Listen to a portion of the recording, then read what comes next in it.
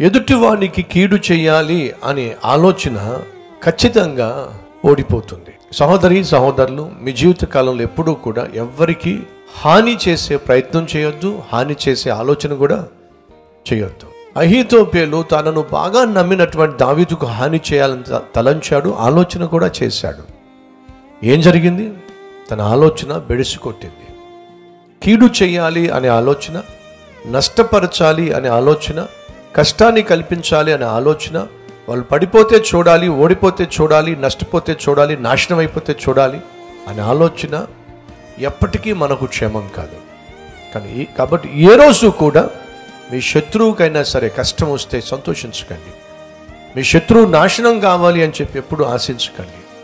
ఎవరైనా మిమ్మల్ని బాధ పెడుతున్నట్లయితే ప్రార్థన చేయండి. ప్రభువా, ఇతను బాధ పెడుతున్నాడు, ఆమె నన్ను బాధ పెడుతుంది, దయచేసి అలా బాధ పెట్టకుండా చేయి ప్రభువా, ప్రార్థన చేయండి. వాళ్ళ పట్ల ఏమి చేయాలో అది దేవుడు నిర్ణయిస్తాడు.